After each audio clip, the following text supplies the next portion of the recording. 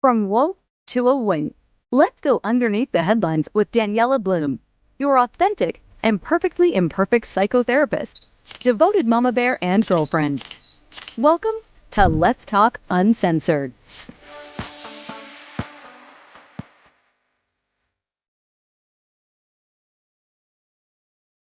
Hi, everyone. Welcome to the first episode of Let's Talk Uncensored. I am so excited for today's show because this is a throwback to my earlier podcast, America's Voices, where we brought Americans together from all across the political spectrum to have honest conversations, to go underneath the headlines, and maybe even find some common ground.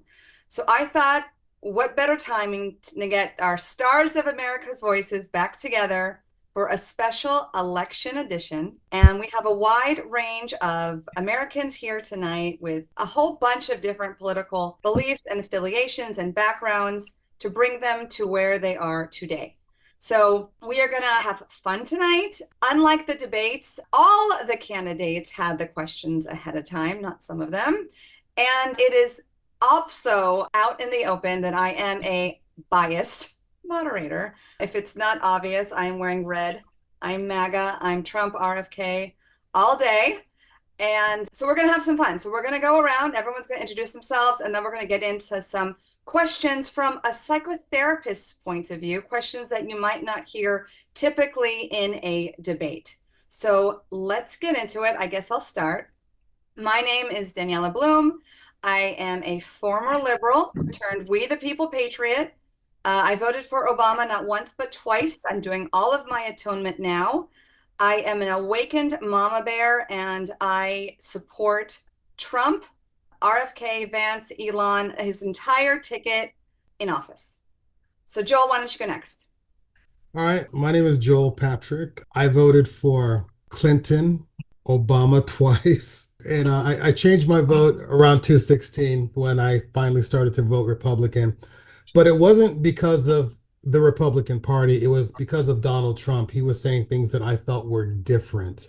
And I felt like he made it okay for me to vote for a Republican, because in my opinion, growing up, I always felt that Republicans were a corporate party that were warmongers, and I didn't want anything to do with it. I also saw it as a party for white people. That's the way I perceived it. And the Democrats, they were a party that I believed was for the people, and I also believe that Democrats were the anti-war party. Since then, I've changed my views, and here's what I mean when I say that. I felt that there was a period of time after all the different wars and stuff that we had. And I'll make this really quick because I realize this is just an introduction, so I apologize. Yeah, we're gonna have time. Yeah, but there was a period of time where I felt like that the Republicans were the ones that were waking up, and they started talking about things like free speech. They were saying the anti-war things that I believed in, and Trump was echoing those sentiments. But recently, I feel that the Republicans have gone back to what they originally were at the very beginning. They're a warmongering party, just like the Democrats. The Democrats are now also a warmongering party. So I don't consider myself Republican or Democrat. I do have very conservative beliefs. So I guess I'm in that camp, conservative, libertarian, I guess you could say. And who's your Anyway, candidate? that's enough about me. And who's your candidate? Oh, I'm voting for Trump. Let's do David.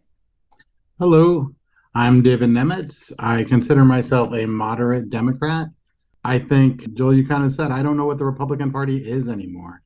It seems like it's going through a lot of changes as far as philosophy and sense, but I'm free market and more socially liberal, economically more conservative. I think the party systems try to overlump and kind of move around, but overall, generally moderate. Voting for Kamala and Walz. Kamala Walz. Okay. Here, I'll also add a little background. Yeah. Grew up in California, live in Washington now, small business owner, 2 kids, one in college and one a senior in high school. So family and small business. Awesome. Thank you so much. And now we have Mr. Mark. Hi, technically I'm Dr. Mark Lip, Oh, PhD. sorry. People call me Mark. It's very simple. You pulled a Jill. You pulled a Jill. I'm sorry, Dr. Mark. Okay. Well, I did. I pulled a Jill Biden, right? It's okay. If you paid for the degree, you might as well use it every once in a while, right? That's how I look at it. And no, Biden did not pay my tuition. I'm sorry, he did not. I come from New York City. I've been predominantly a Republican. I did vote for Bill Clinton twice, one of my favorite presidents. Other than that, I've been fairly Republican, although I do consider myself a fiscal conservative, similar to David, which is why we probably get along so well. And I'm more liberal on the social side. Who am I going to vote for? I'm going to vote for the person who I feel is best for America, because the person who is best for America, quite frankly, is best for America. Which come on, is? nobody's going to laugh. Nobody's going to laugh. I'm Sound voting for Donald logic. Trump. Yes. Okay. So amazing. So we got that clear. So So many undecided. yes, there's no undecided here. So there are 3 people voting for Donald Trump and 1 for Harris, but we probably, all of us probably have a lot of alignment on some social issues. But it's all going to come out. It's all going to come out. And we're going to go around and we're going to say, without going on to tangents, because again, we will have more time to get into the nuances as the night goes, and it will probably come up naturally anyway. We're going to go around and say the top reasons you are picking your candidate and your biggest concerns for the opponent. So why don't we start with Mark? Oh my God. Age discrimination. The old guy goes first. Okay, so as I said earlier, I'm picking Donald Trump. Why am I picking Donald Trump? I saw what I had for 4 years, and in most cases, I liked what I had. No president, all presidents overpromise and underdeliver. Okay, there's not one that I've ever seen in my lifetime that hasn't done that. But in Donald Trump's case, he delivered a lot of things that, quite frankly, I didn't expect that he could deliver. My biggest fear for Kamala Harris is I've seen the last 3.5 years, of which she is responsible. She has tremendous responsibility for it. And let's just take a look at the border czar issue. Whether you call her the border czar or she was in charge of the border, still couldn't get it solved. If you can't solve that, how are you going to solve the Ukraine disaster, the Israeli wars, and all the other issues that are going on? And we know that China is beating the drums and other people are beating the drums. And to be honest, Trump is a good negotiator and he comes from a place of strength. Kamala doesn't have the background. She was a horrible DA in California, by my estimation. I lived in California for over 30 years before moving to Las Vegas. She doesn't answer. There is absolutely no substance to the answers by which she is given. And most of her comments or most of her slogans come from a Marxist background. I'm done. Yep, I concur, says the biased moderator. David, why don't you go next? I'm happy to vote for Harris and Wells. I look at it and I'll say I'm not terribly disappointed with how the government and how we've run as America for the past 4 years. I agree there's some issues. I won't cow down and say it was perfect, without a doubt. But I do not want to run back to the chaos of Trump. I think he's a bad manager. He puts people in place as favors in a transactional sense, and I think it was an utter failure. One of the things you mentioned was good negotiating. I don't think he's a good negotiator. I think what he is a good madman, so people don't know what he's doing, and that keeps the people at bay because you're not sure what he's going to do, and that's a great tactic, don't get me wrong. But I think ultimately the amount of chaos that he causes outweighs any benefit that he does. And I don't think he's grounded in the Constitution or American values. And I think he just destroys those pillars of the American way. And that's what scares me the most. Okay, thank you so much, David. By the way, as we speak, feel free to take notes if you would like to address some of these points later on. Joel, go ahead. What's the question? Why are you picking your candidate? And yeah, Why am I picking the candidate that I'm picking? Well, first of Yes. all, I'm from a middle-class family with a lawn. Yeah. I'm gonna start right you there. Kamala. I'm you not going Kamala. to give a speech. Yeah. No, I'm picking the candidate that I'm picking. It mostly has to do with values because there's a lot of value. I'll just start with saying that I'm a Christian, so that will explain a lot right there. well, for some people it will, other people it will leave them baffled, right? Because I know that Donald Trump isn't the most moral person out there when it comes to certain issues. However, on the big ones, I feel like he's on point for me. There's just a lot of things that I've heard since 2010, 2011, coming out of the Democrat Party that I just don't agree with. I don't like a lot of the things that's happening in schools. I don't like a lot of the stuff that's happening, with children, the LGBTQ, all of these things I have a problem with. And it's not that I have a problem with these kind of people in general. I just believe that a lot of this could be solved that people could just be people and we don't need to have it shoved in our faces, like as part of some kind of agenda. So anyway, for me, it's more about morals, and I feel like Trump aligns more with the things that I believe in. I mean, there's other things too, but that's probably the biggest for me. Okay, and the second part to that question is your biggest concern for the opponent? My biggest concern for the opponent is that will we have a country in 4 years? I mean, how many more people are they going to let across the border? We're on the verge of World War III. We've got a war in Ukraine. We're on the verge of an all-out war happening in the Middle East. We're about to go to war with Iran. I'm very concerned about all of these issues. And I think that Donald Trump will do a better job of mitigating those issues.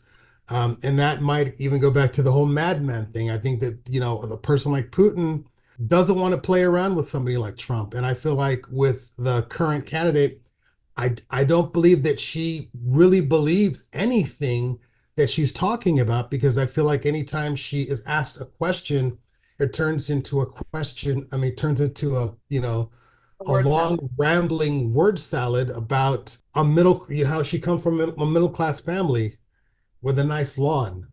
Yeah. So I'm just so I'll leave it right there. Okay. So as the female and the mama bear on the panel, I'm going to answer also. The main reason why Trump is and his team is the only way to go is because I believe that peace through strength, war through weakness. Under Trump, we had no new wars, and we didn't have this blank check chaos in Ukraine and Russia. We had stability in the Middle East. Not only that, we had the Abraham Accords. If Trump was still in office for just several more weeks, we were on our way to normalizing relations with Saudi Arabia, which would have been a game changer for the Middle East. So the last 4 years has all of my fears have come true. We have chaos at the border. We have out of control inflation, and we have global instability. And then also extra huge bonus of RFK, who will bring to light what every single American should be concerned about. They are MAHA, Make America Healthy Again. 60% of Americans have a chronic disease, and 1 out of 35 children are diagnosed on the spectrum of autism. And this does go back to how we source our food, what we put in our medicines, which affect the food supply and the water supply. And I'd like to see light shined on that. And not to mention Elon Musk, who is all about government efficiency. He's done this with X, he's done this with his own companies. And we need a lot more transparency and checks and balances. My biggest fear regarding Kamala or Kamala, as I was recently corrected, is that she does not stand on her own 2 feet. She is a brand. It's more about fear-mongering against not voting for Trump. I wish I didn't feel that way. I wish I had respect for her in terms of how she got her positions and what her policies are, if we ever hear from them. But I don't have confidence in her abilities. She can't even do an interview without having someone like her VP pick sit down with her, and that was edited down to 18 minutes. And if she can't do that, what else can't she do? And I'm very disappointed that she chose Tim Walz over Josh Shapiro, which would have been a much better pick. And the obvious reason she didn't pick Josh Shapiro is because he's He had some serious problems. yeah. Right. No, So He I had some serious no, problems. that wasn't the Yeah. issue. She made a great pick. I'm happy with her pick. oh man. Okay. Well, that's why you're here, David. Shapiro had issues. He was another city David's council. happy with the pick because he puts tampons in the boys' bathroom at home. Tampon Tim. Tampon Tim. So yeah, we're gonna have open discussion. So Sorry. save all of this so we can have that back and forth banter. But we're going to go to the next part. We're going to go to stereotypes. Okay. The question is, how does each party perceive the other? If you are a Harris supporter, how do you see a typical Trump supporter? And if you're a Trump supporter, how do you see a typical Harris supporter? So we will let David go first this time. I mean, I think the first part, Danielle, you kind of showcased what scares me about MAGA is that half the things you brought up aren't necessarily true. She has done interviews since the Walz interview that's been by herself. She has put out policies, but people like to stick to talking points, and I figure that's what kind of gets me on the MAGA. They're kind of cultish. They kind of fall in line and believe what they're told like lemmings and kind of just copy and parrot. Despite the fact that things change, things aren't necessarily true. I mean, there's so much as taken as fact that it's a good talking point, so it just followed. And I figure, I'm not going to say it doesn't happen on the left as well, but to me, that's the MAGA line is what Trump says is right, when half the stuff he's making up to go through. And people kind of fall in line and go, yeah, that's right, because it's said authoritatively, where it's said repeatedly.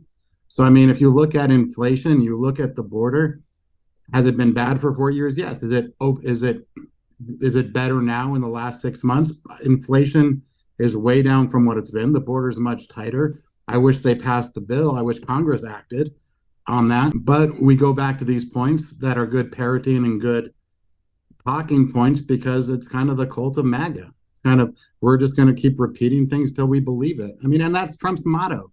He said it to Billy Bush. If you say things often enough, people will believe you. And I think that's, to me, what MAG is. If you keep saying it, it becomes true in your mind. We will more on that later, but in the meantime, let's hear from Joel.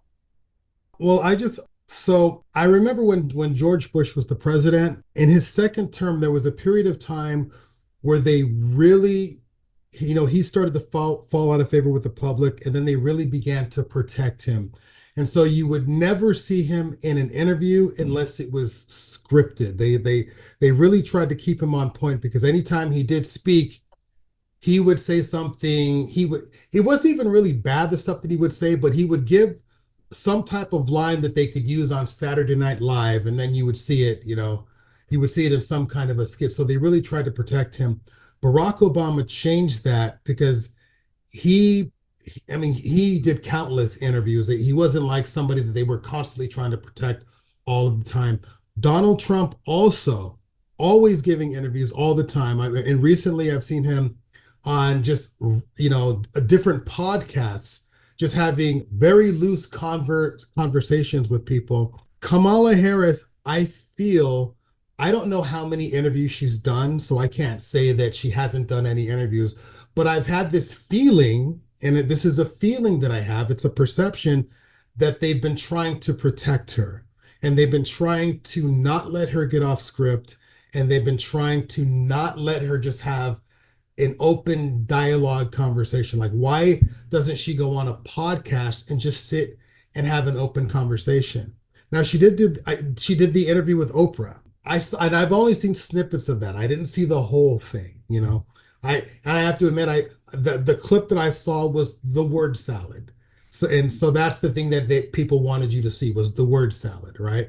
So I don't want to criticize her for something that I didn't see, but I will say, I'm not going to claim that she doesn't do interviews, but I will say that I have a feeling that she's being protected. She's not doing hard interviews. But Joel, the question too was, if you are a Trump supporter, how do you perceive Harris supporters? Okay, so a good example of that would be, you had a friend over the other night for Shabbat who was a very nice person, really just beautiful human being, right? But there was a few ideas that we introduced to her, specifically about the subject of abortion, right? And when we talked about the whole late term abortion thing, she couldn't wrap her mind around the idea that people were having abortions, you know, in the way that we were describing them. And so you actually had to go get a video, show her a video of I don't know what the bill was called, but it was a bill about long-term abortion. The idea that there are botched abortions, and while the baby is alive on a table, they're trying to figure out, do we, do we terminate this, or do we give it medical care, right? This was actually a bill that was debated in Congress. There's a long form video about this. And despite seeing and hearing all of that, she was still having a really difficult time wrapping her mind over it. She was looking for the edits. Well, that was edited. Well, there was a cut right there, but you could still make out what the person was saying. I say all this because she had a hard time wrapping her mind around that issue. And I feel like there are a lot of issues where I feel like it's called cognitive dissonance, I where feel like it's I feel like physically uncomfortable to take in new information. cognitive dissonance Yeah. would be a good word. I think that they're in the dark on a lot of very basic things. And I'm not saying that Trump supporters are the most educated people in the world either, but I'm saying this is something that I perceive. Some Trump supporters aren't educated. A lot are, like Dr. Mark. Well, I think both parties have been mediaized, if that's even a word, to the point everybody thinks anybody who votes for Trump, their knuckles drag on the ground. Right? They have no real competence in anything. I mean, let's go back to Hillary Clinton calling us all deplorables. Okay. On the other side of the coin, media has done a great job of making all the Democrats multicolored hair, pronouns that are not in my vocabulary, and making them look like they are pansies, to be quite frank. And you have to look past the media to actually know the people. Something that, and if you look at anti-Semitism, it's much harder to be an anti-Semite when you know a Jew that you like. It's much harder to hate Democrats the way Republicans would like, or hate Republicans like Democrats would like, when you know somebody from the other side and you find they are intelligent and they are well-spoken. I agree. I agree. Are you done? I don't want to cut you off if you have more to say. No, I feel that if you look at the politicians on both sides, Yeah. Republicans and Democrats, they're all corrupt to some extent or another. I think we would all agree on that after we see what's been going on in Congress. And I think that the ability to separate us keeps us from really saying, oh my God, they're all bad. I got to be a Democrat because the other side are all knuckle-dragging Republicans. Republicans say the other side is all pansies. So it keeps us separated so we don't actually address the true problem, which is the people in our government. Yeah. True. Yeah. Is it 90%? I forget the stats, but 90% of people think Congress sucks, yet they all would vote for their person again. Yeah. That's a good Right. good statistic. Well, we already have, I guess the statement goes back to, is this the best two people we have out of a country of 330 million plus? yeah, how did we get here?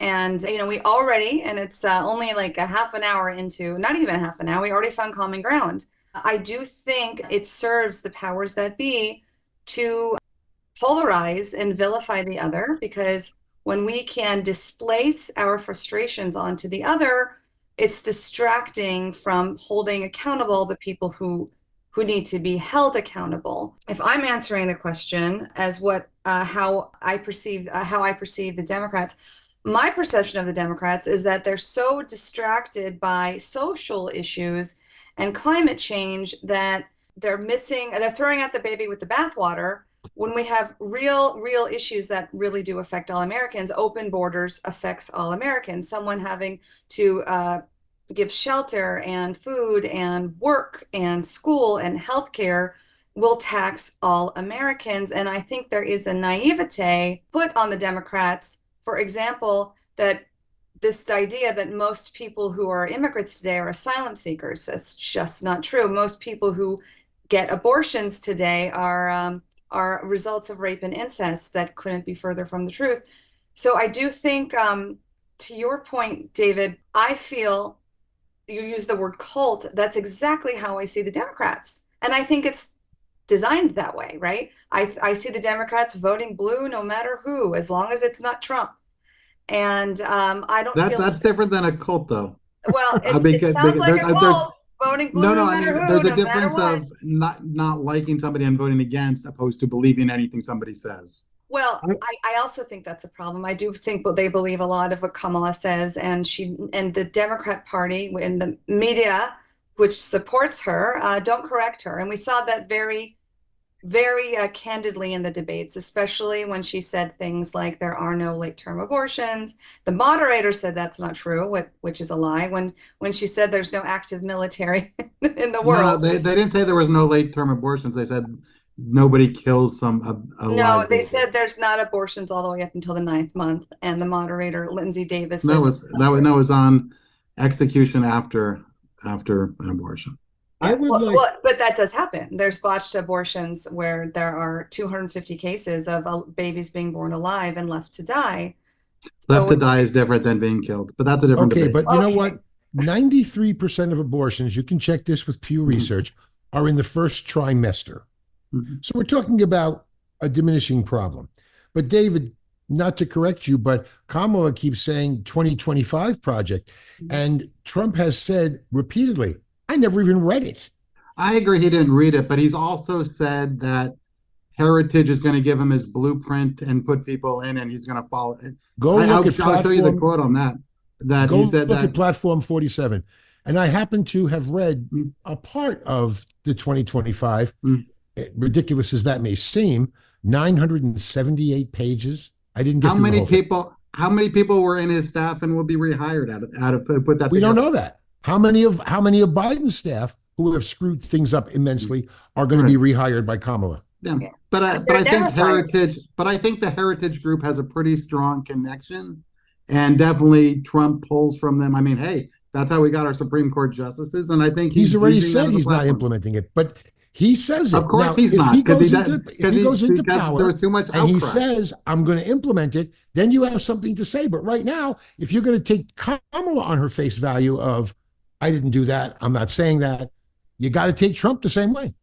Well, and I don't believe Kamala either. So if I that's fair enough. Okay. Yeah. Well, see, that's the other issue.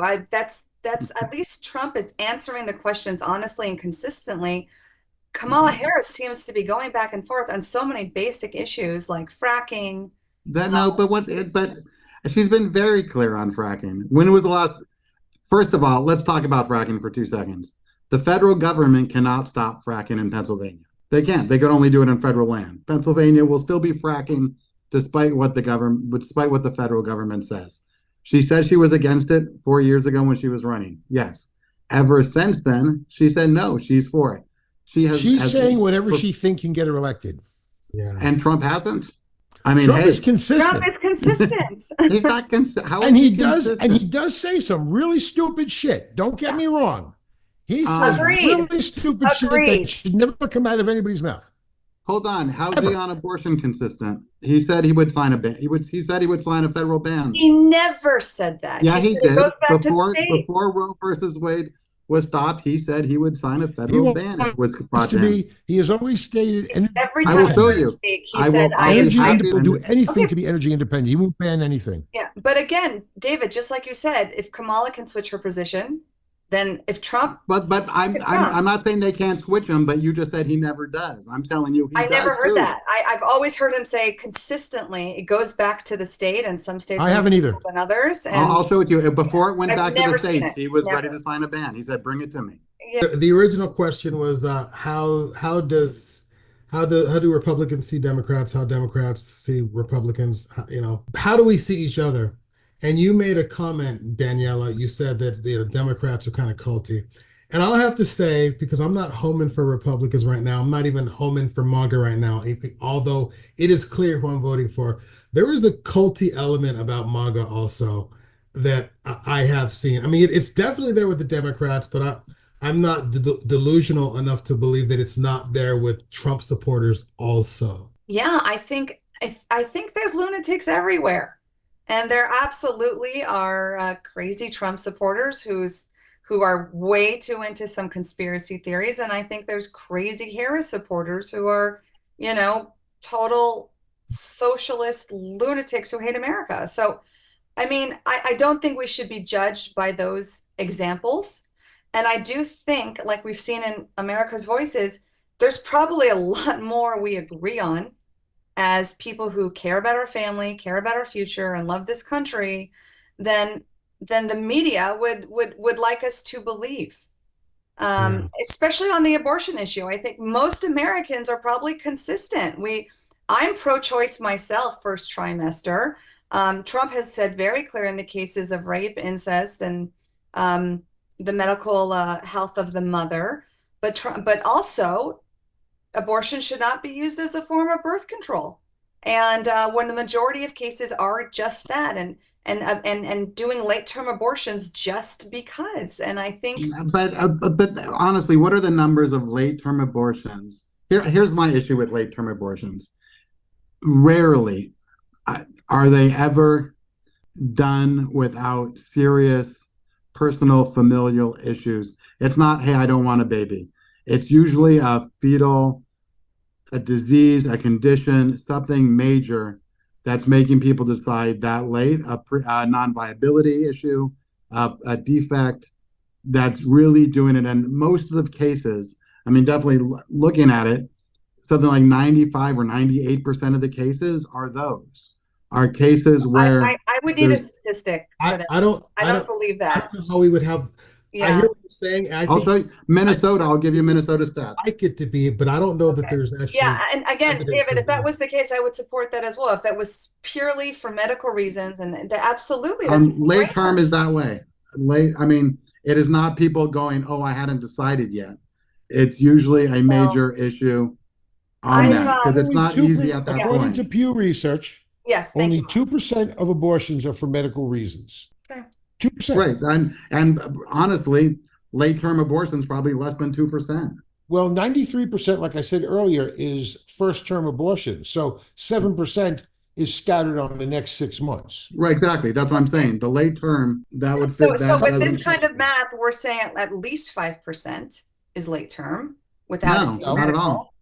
No. No, I'm saying 7% is in the last 6 months. I don't know the distribution per month for that last 6 months, but I can't believe it's more than 3%. Right. No, it's very low. I mean, I took a look at Minnesota because they were the one that were touted. So I was doing No, national. but what is 3%, guys? That's still a huge number. And But- if it's again, I support Right, but medical. and what is and what statistic? Once again, forget that stat. But out of that 3%, how many are not viable? Well, I'm totally in agreement with you. If Right, but if a baby is in 95% of that danger or the 3%. mother's health is in danger, it's a no-brainer. I think we Right. agree, but I'm not talking about those cases. But And I those think are the that- cases. You're talking No, about no, one I rare think case. I think that there's a lot of states in Planned Parenthood, and I've spoken to women who've worked at Planned Parenthood, where women can get abortions up to no limit, it literally says no limit in terms of when they come in to get an abortion. And anyway, we don't have to spend the next hour on this, but I do think that education is important, and that voting for Kamala Harris just because of abortion is silly because it goes back to the state. It's not like she can do much about it anyway, but her falsely saying the Trump abortion ban is again misleading, and it pulls off people's fears. And I don't think it's accurate. What, they're calling it a Trump abortion ban? Yeah, because he's not banning anything. It goes back to the states. But it's going but we had no problem calling it Obamacare. It is his ban. It's the Republican legislatures that people are afraid of. And Trump is giving the Republicans power to Wasn't do in that. office when it happened. Right, but I'm saying that's why Trump gets labeled. He's moving it to the states where states could then ban it. So he's allowed that opportunity for people to ban it, and that's why he gets the name. He He can't leave himself from that. It might be an extra step, but that's the way politics play. You put your What name on can it. Kamala do to change that? Try to get legislature, kill the filibuster, and pass and legislate women's rights. I mean, that's really what it comes down to, is that we've let it go to the court system because we don't put in laws. About 22 states either limit or deny abortion in their entirety, which makes 28 states available. And some of those states, to be honest with the 22, haven't voted on them yet. They're old statute laws from many, many years ago, pre the Roe v. Wade. Now, personally, I don't believe in abortion, but I believe you should have the right to do whatever you want to do within certain limitations. And I think you'll find that most states are going to be that way. But I like the states' rights. I don't want everything in the federal government. This is what's caused our education system to collapse in the United States, is the fact that it's governed by the federal education system, which Trump wants to ban. As for me, And I have a horse in that game, as I have a 12-year-old kid. well, I'm happy with the Supreme Court's decision. I think that it should be in the hands of the state. Having said that, my position on abortion is very extreme. I don't see any reason to have an abortion ever. Even in the case of the life of the mother, I mean, I've listened to several OBGYNs. It's safer to just deliver the baby than to go through the process of trying to abort a child, right? It's safer to try to deliver it. So anyway, that's where I stand on the subject of abortion. I can't give you all the statistics about how many are being done in the in a late trimester or whatnot, but yeah, that's pretty much where I stand. So here, just to step in for 1 second, January 19th, 2018, Trump became the first sitting U.S. president to address the pro-life March for Life broadcast and voiced his support for a federal ban on all abortion after 20 weeks, actively calling on Senate to vote on the measure, which had already had passed the House. Okay, so I have a question, and I hate doing this. Mhm. Usually when I read things, I have to see the person say it, because oftentimes I'll get you the quote, but that's a direct quote. So I mean, I'll get you the satellite feed of it. I mean, What's the source, David? What's the I'm source? sourcing. I think it's Yahoo, but I think it was NPR. But I could get you the video broadcast, which goes to Politico, which then will go to somewhere else. Oh, that's kind of left wing. No. I mean, it's just source to source, but it's just I got to find Yeah. after all of these years of Trump, this is what I'm used to happening, and Trump is the one that really he's the one that made me aware of this. They will say something that Trump said, and then I will go watch the video, and then No, 100%. I agree with you. so David, for example, the quote, the misquote of Trump saying "very fine people," that was debunked so many times, yet Biden and Harris continue to misuse it as if Trump was referring to white supremacists when he very clearly was not. When you see the entire quote, where in the quote itself he condemned them. I'll get you an exact quote. Not a problem. Okay. But you admit that they do that, though? They take what Trump said. Yes, they put both it out of sides. context. Both Yeah. sides take words out of context. Yes. yeah, so I have to actually like see the video. Yeah, Yeah. that makes David is basically saying is there's liars on both sides. yeah Exactly. absolutely there is. Senate here. It's Absolutely, there's I Fox will News. tell you it's on the TrumpWhiteHouse.archives.gov is his quote. That's pretty solid source of Trump. And I'll send you a link if you want it. But And what year was this, David? 2018. Okay, so this is now 6 years ago. And you're saying Yeah. you're I know, and you're knocking Kamala for something 4 years ago. Yes, people well, changed, but don't tell me he But doesn't change. she's flip-flopping on things like now, like in the last few months, the things that she says to a Jewish crowd are very different than she says to a Palestinian crowd in regards to Israel and guns. And I don't think I would disagree. But don't tell me Trump's never changed. I mean, that's my point. no, I people have a right to evolve. I mean, look at Biden. You didn't give Kamala that, right? No, that's Well, fine. the but problem I'm with saying- Kamala I'm is not- well, I'm we know saying what she came now, from, I'm but she saying won't tell now. us where she's going. Yeah. Well, tell me. Well, can we move aside that she's changed on fracking? Can we put that point aside Okay. and as go? long as She's evolved. It's been consistent. 4 years since she said that. She's everyone- changed. Everyone can is allowed to accept it. evolve, but if you're going to campaign for president, we should have clearly an idea of where you stand now and what your Well, projections are and and what I you can think she accomplish. has clearly said. Meanwhile, Trump just in March also said he would sign, was talking about a national abortion thing in a private conversation. You could like March 24th in an interview. So I again, I'd have to see that private conversation and There, see it's out exactly there, what and said. So yeah, I don't have any exactly. But my point being, I don't go high. I don't go to the high lofty. My side never did this. I don't have When no, I never said that. I I'm yeah, never not you did. You said Trump never changes. no. Well, because I didn't know about this thing in 2018, but now that I Well, know, but I guarantee pick another thing. I'll find something else that he I switched. think It's not everybody uncommon. everybody is entitled to change their opinion. I 100%, but don't don't. accept that. She can change her opinion on fracking. She can change her Mhm. accent. I'm totally okay with people changing. Donald Me Trump, too. he can change his opinion too. As long as he stays consistent on the big ones, I'm okay with it. Me too. I like to think that people learn and change their positions with knowledge rather than yeah, than. yeah. I mean, look at I mean, Jake. I dream of the day Trump figures out that tariffs hurt Americans. Tariffs, we pay for tariffs, not the other countries. I hope one day he figures that out. Well, okay, that is a perfect segue into the economy, which I think we all care about as we're business owners and we Mhm. care about the future of our children. Um, these policies that Kamala wants to do with unrealized gains and price gouging, uh, The I price gouging was started by the Republicans. okay. That I'm gonna let legislation. Mark. I'm gonna let Mark. Mhm.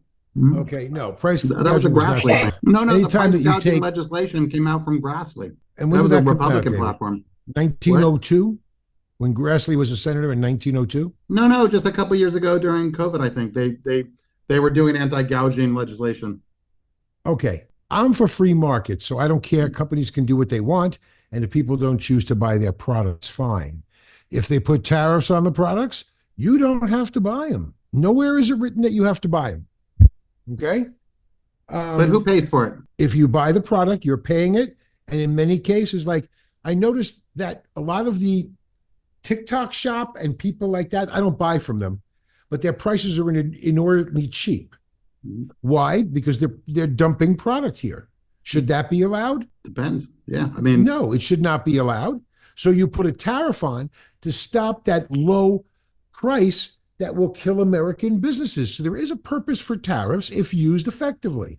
I'm not agreed. saying across the board. I'm saying I agree like with you.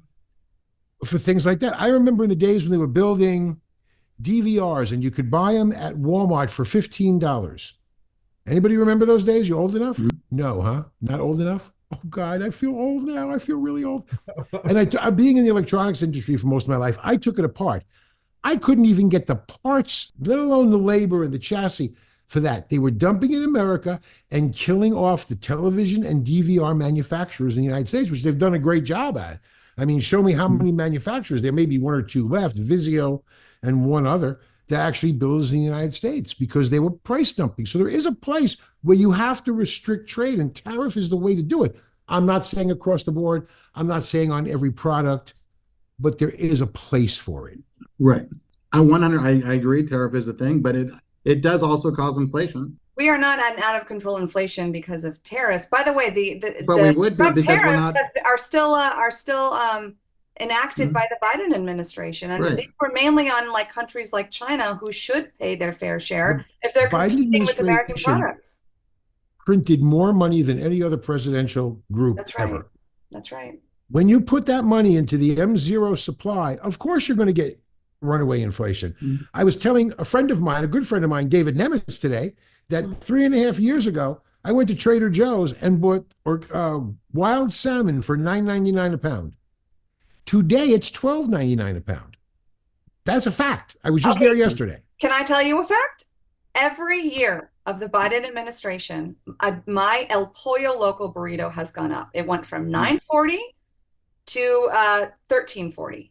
And if the El Pollo Local burrito has gone up, everything has gone up because nothing is free.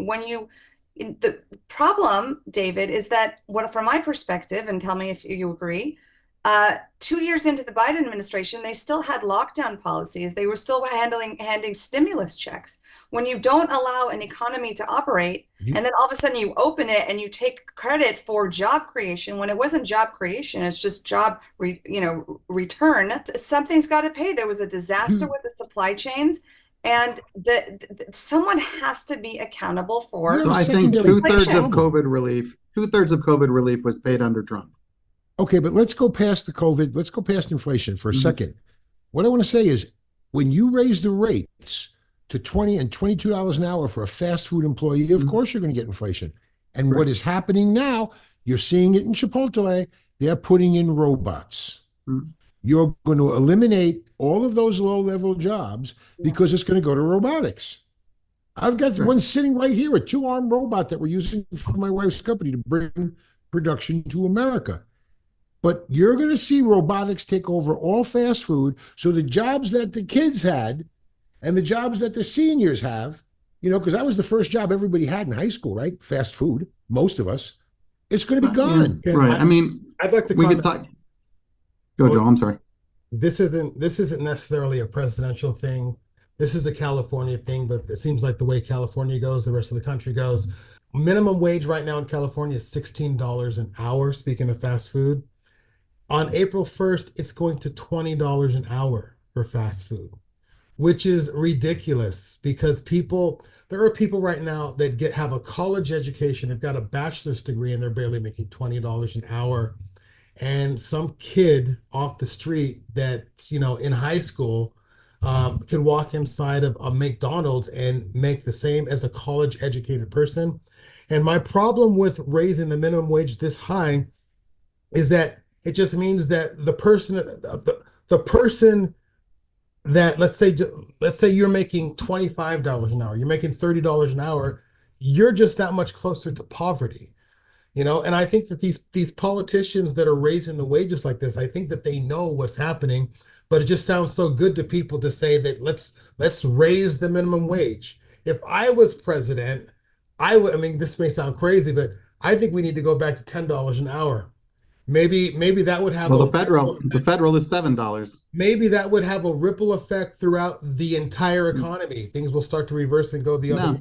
Well, Well, Yeah, go I'll ahead. step in with and say that I do have an MBA. But the problem is, if you take a store like Walmart, I'll use Walmart as a good example, who was paying people minimum wage. And these weren't kids, they weren't seniors, they were people, career Walmart people going. So what you do, you're paying them $8 an hour. They're on poverty. So how are they getting by? Our local government is then subsidizing their wages.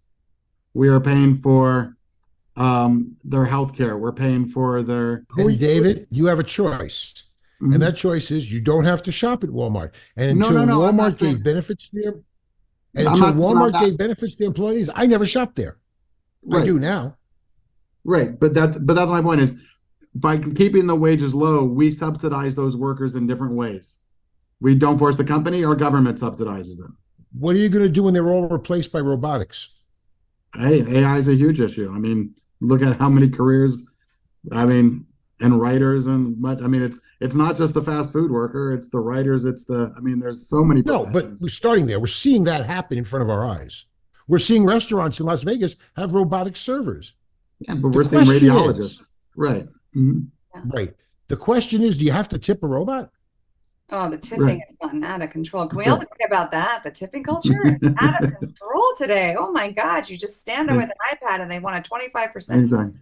So I think there's a fine line. I'm not for raising minimum wage, but I think there's a fine line of what do we consider poverty and what is a living wage and what makes sense and what goes up with CPI, and it should be targeted that way so it's not political. So I want to just add to that. I don't think the answer is raising or lowering minimum wage. When the cost of living, what does it matter if you're making $2 more an hour if your electric bill and cost of living and your insurance rates and your gas and your eggs and milk have exponentially gone up. And this has to do with getting energy independent again and running a lot more efficiently which is what Trump understood. And that's why our economy was booming under him. I mean, yes, you cannot count the last year of COVID when the entire country and world was, unnaturally shut down. But when we have more money in our pockets, we all do better. And I think that we shouldn't be focused on the minimum wage issue. We should be pulling back the lens. Well, You have to be careful when you say we're all doing better with more money in our pocket, because we Yeah. saw during COVID that too much money was chasing too few goods, which caused even more inflation. mhm, right. But So where if we did that printed money come checks- from? It was And Trump and Biden are both guilty. yeah, okay? no, it Printed was checks, stimulus and checks people went out. that incentivized laziness and it affected the workforce. But we're not there now. I'm talking about now. It's the problem is not going to go away by raising or lowering minimum wage. We are in such overspending that we have to cut the fat and get back to more efficiency. Hold on, that's good humor right there. How much did Trump raise the deficit during his term? I'm not saying he didn't raise the deficit, but we didn't have the inflation that we have now. We Right. didn't have the prices that we have now. I mean, No, I mean, yes, and part of that is not just America, but every country printed money. So there was more money in supply in the world. We're not the only country that had an inflation thing. True? fine, but when did COVID end? We're Right, talking and more 2024 now. two-thirds of spending on COVID came under the Trump administration. Yes, Biden did one, and we spent more money, but those don't turn on a dime. I'm not So just there talking was about inflation. spending. I'm Inflation talking is about lower now. yeah. It's I mean, I won't say it's under control, but it's The better rate than of it's been. Yeah, but rate of inflation has lowered, but the damage has been done. no, One but hundred percent, and that's from both presidents. okay, but let's not mislead my that. question It went is- exponentially up, and now it lowered by some, but that's not comparable to the rates under Trump. I feel like we're just talking about a bunch of minutia right now, right? Because you could go back and forth. No, but I mean, this goes back to, I'll say this. The president's economy doesn't turn on a dime. The president is responsible for some, but a lot of it is lingering. So, I mean, when you look at, hey, did Biden do this? Things happened before. The results take 18 months or a year or 2 years. So things take time. It's not like the economy, it's not like inflation popped up on day one with no underlying effects. And it's not going to go away on day one because we start producing even more oil that we're already producing. Things But don't David- happen in a second. I know, but just I'll give you the 18 Yeah. months, David. The 18 inflation months. got worse It's been up way until worse 6 months since ago. 18 months. 3 months ago. So it has gotten a lot worse based on the Biden-Harris policies. Yeah. And if you don't think that's true, just listen to Kamala's ads now. She doesn't claim she's the vice president. Mm. They're saying she was the DA, she was this, she was that. They are disassociating herself with Biden's regime. Well, I'll ask you how Pence is doing the same. But yes.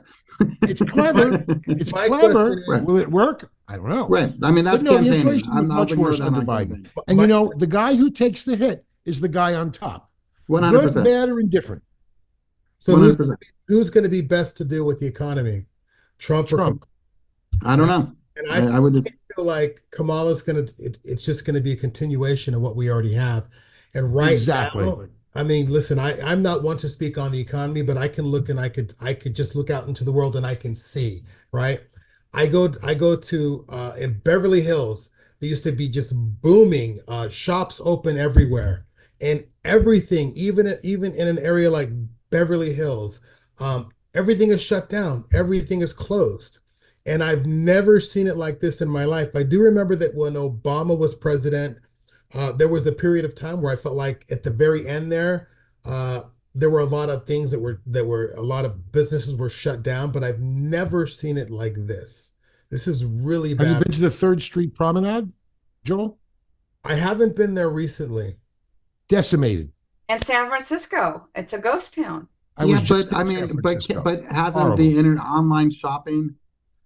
I Oh. mean, honestly, No. we don't go to malls. Malls are dead. But David, I mean- come on. It's not just online shopping. No, but I mean, how do you the- buy the your fact stuff? but there's I agree. I think for sure online shopping has No, I mean, I was in grown Iowa. Where was COVID. I? I was, but Simply can't steal You can't steal $950 without penalty on online shopping. It's better to go retail. No, I mean, I will say, no, I And mean, that's if you the problem go in into a San Francisco. downtown, Yeah. any small And city LA. downtown, I mean, where was I? I was in the middle of Wyoming, and I forget, I think Rapid City. And all downtown was salons, tattoos, service models, things that you can't get online. And that's what stores are now, because most of your needs are you're buying online. I mean, that's the only place my kid will shop. I mean, that's the kid Yeah, that would but go to the it's mall in our not- generation. It's not just online. There's no foot traffic for Right, because coffee houses, for shops, and a lot of it has to do with crime. Because when you have soft policies and you don't, I mean, when criminals in California know that they can steal up to $1,000 without getting arrested, I mean, when there's literal signs that say up to over $1,000, you will be in trouble. yeah, but this was in a red state. I mean, I was in the same. I mean, But moving it's- out of California, I don't think Yeah. red states. Rapid City is in Downtowns are South much Dakota, better. Dave.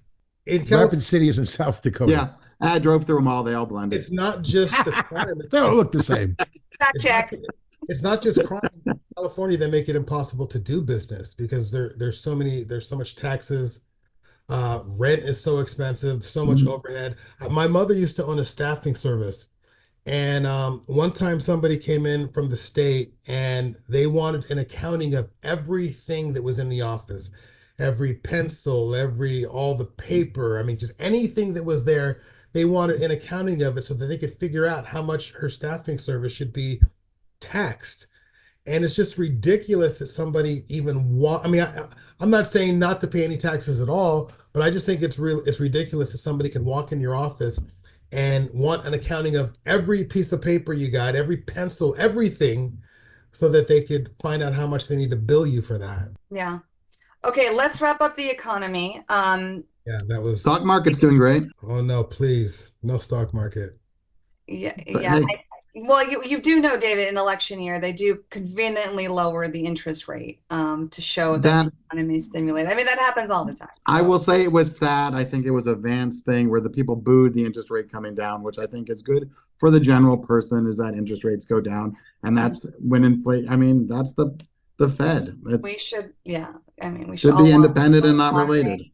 I agree. I mean, if you take it as political, that's your choice. I don't think it was a political move. I think everybody was expecting it because they're measuring jobs and inflation. It seemed like the proper thing to do.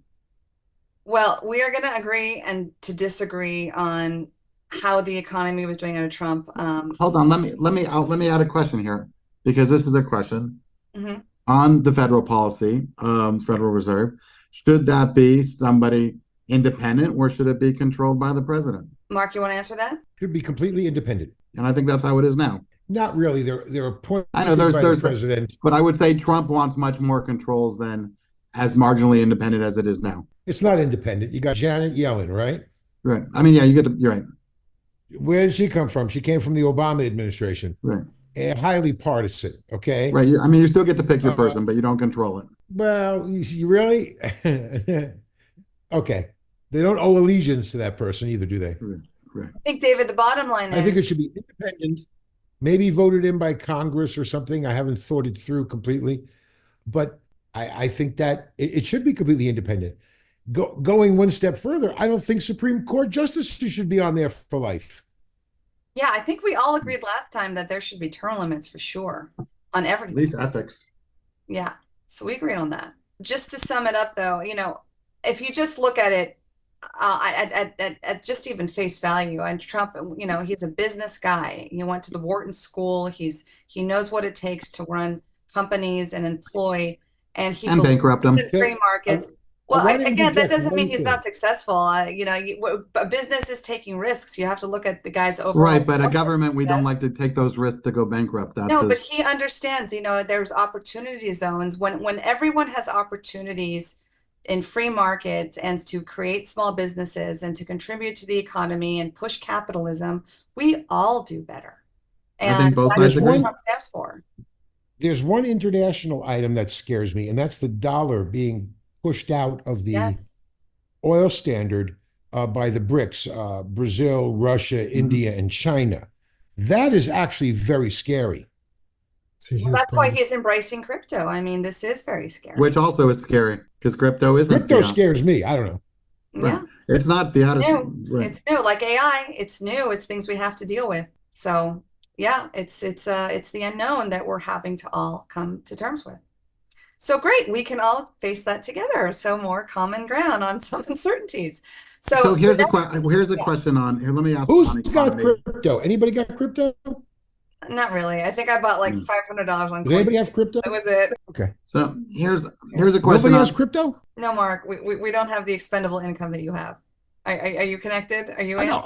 I don't have that much crypto. I don't. I have a few $1,000s in, crypto just to play. It's more of like, learning. I live in Las Vegas, for God's sakes. I don't gamble, so I might as well try crypto. Yeah. So here was a Trump comment today that kind of threw me.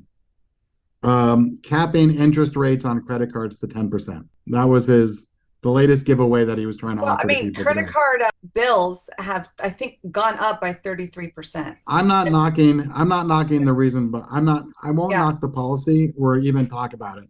My question is government's role in the free market. Because Okay, if you want let's the free go back market, to Kamala Harris's price gouging. right. Interest rates on credit cards are 28, 30% now. Yeah. But if you put your money in the bank, you'll get 2 or 3%. Right. I'm just saying. I think There's- there is a point when the government has to intervene. Yeah, because it can become a monopoly. It can be Well, out of Visa is control. being sued now for Yeah. a monopoly. Exactly. So Right. So I'm just saying you started off going, hey, we're all against price gouging. But if Trump says it, it's suddenly genius. And of no, course we should do it. you can't I never condemn said that. price gouging on me. David, I never said that. I know. Yeah. I But I'm don't saying- think but it's apples reasonable. to apples. But It could be reason, but yeah. going against the price gouging of credit cards could be reasonable. Okay, they're entitled to make a profit, but they've got the American public, what's it now, over $1 trillion in credit card debt? yeah. Yeah, no, my point is, it's going after gouging, right? You would sum this up But- as going after It's gouging. not, I mean, correct me if I'm wrong, but it doesn't seem like it's the same exact thing. When you go after certain things like meats and vilifying meat companies thinking that they're price gouging when they're really not. There's supply issues. There's so many Well, other that's what you would find out, right? But versus credit card companies that don't have to deal with supply chains, they're just becoming I guarantee the credit cards will put up a good legal defense about their cost of money and the people they employ to do it. They'll make a defense for it, just like the meat packers will. That's And why their it goes losses through. on people who don't pay the cards? Right, exactly. They'll fight it and show that this is a reasonable fee. I mean, that's just like the meat packers will. I mean, it'll go to the courts and it'll go to be solved. But Look, there is no question both sides of the fence are panderers to the highest degree. Trump comes to Nevada and says, no tax on tips, right? Comes to Nevada, no tax on tips. That's not pandering, right. okay? well. Then And then who picks up on Kamala that? took it as her own several months. That's ago. right. Exactly. So It was good so pandering. Trump ups it. He says, no tax on overtime. Exactly. I'm only going to work overtime now. That's all I'm ever going to work is overtime. All my pay to read. So they're Exactly. all pandering, and we're paying for it. Yeah. Mhm. Yep. Okay, look at the national debt now, and look, it's going to surpass the GDP. Yeah. what is it? The defense budget. The interest is going to pass Mm. the defense budget. Yeah. How can this possibly go on? We got a wonderful Congress. David, you and I both have MBAs. We know this ain't going to go on forever. No, I mean, and neither side wants to talk about it, and neither one can find a Well, budget. but what about passing just portion. since we're all just having fun now, what about this unrealized gains tax? How ridiculous that is. That's fucking insane. Okay, thank you. Mhm. Yeah, I agree. But We're it not passed saying in Do you agree to Canada. that, David? Do you agree that that's insane? Passed in Canada. I mean, look at Mark Cuban, who was like, "What are you doing?" right, Nobody can afford that. right. And I won't There's go. not I mean, one of us who owns a home with, okay, let's go back to the stock market for a second. If you sell stock today for a profit, you get to pay your taxes at the end of that year on the profit. right. Fair. If you lose money, you don't get to take that loss in the year. You get part of it, and it gets extended over to other years. So this is what's going to happen if they do this. Every year our house values go up, or my commercial buildings go up, or whatever goes up. My stock portfolio, your stock portfolio, your crypto goes up. Okay? you're going to be paying some percentage of cash you don't necessarily have. Right. They won't get them. Now you'll be borrowing on your house, building, selling off crypto to pay the debt. It's insane. It won't work. Yeah. No, Everything I'm not with them. crashes. The housing market crashes. The stock Mm. market will, everything Right. will go. Right. Yeah, Okay. I'm not worried. You're not worried that it But will it passed in You're just Canada. saying it's just a bunch of hogwash.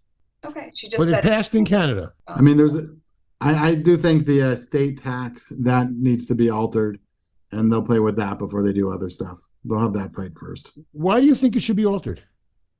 I forget what it is now. But I worked 40 years and paid taxes for 40 years on that which I own today. And because I want to give it to my kids, we should pay tax again. I it think that's depends on called the double cost taxation. basis. I think it's just a matter of what the limit is. I mean, it's set at a limit. The limit keeps bouncing. It's just a matter of where you put that number. We'll see. Right. I think what is it now? Is it 17 million or 2 million? It keeps bouncing. It keeps changing. I don't know because I'm Right. not planning to die anytime soon. Yeah, no one wants to be double taxed. Okay, so the two huge areas that I would like to address, we're just going to get to one of them. Israel, deserves a whole other show. It's a big topic for all of us, but because it's not a domestic issue and we're talking about main issues that affect us domestically, I would like to talk a little bit about immigration. And David, I'd like to start with you because I know that Mark, Joel, and I think this is a huge issue. So I want to hear how you see immigration. I think it's a huge issue as well. I mean, I don't believe that Democrats want an open border, but I'll step back and say the border issue is bad, and we do have to use better tools and better things to close our border and to keep it safer. There's no doubt about that.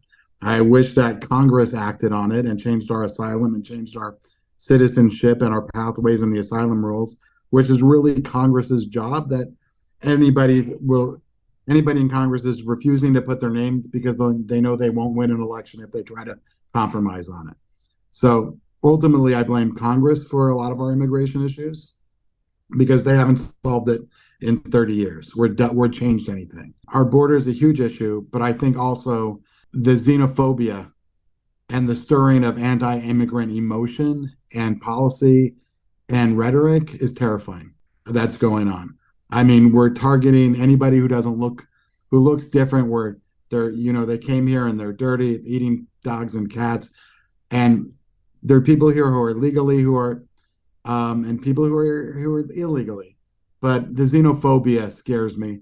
But we do have to clean up our border. I don't think mass deportation is an effective tool. I think we do have to get some people out, and we've always done deportations. But turning us into a deportation state and clearing people out is horrible. I think we do have to solve DACA and give a pathway to citizenship to people who've been here long term, who are paying taxes, who are good citizens. Make them pay good penalties, make them pay good fines. But if they're here and doing well and been trained here, been in our army, we should be doing stuff. I would just like to respond to the xenophobia, Colin, because I think this is a perfect tactic that I see in legacy media and Democrat media.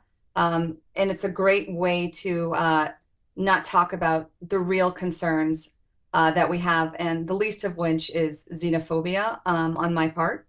When you have a rise in a fentanyl crisis, when you have rise in sex trafficking, when 700,000 children, I think at this point, have gone unaccounted for. These are the real concerns that I don't think make it into your media, David, because it's Where do you have a figure of 700,000? Yeah, no, I mean, that's the number I heard. We can Google it, but because Let's Google that, because once again, Yeah. I'm not going to go by I heard. No, I appreciate that. I mean, and do the research, but it's a very easy way to just say, oh, the Trump supporters or the Republicans don't want immigrants because they're xenophobic and racist, and that is not the case at all.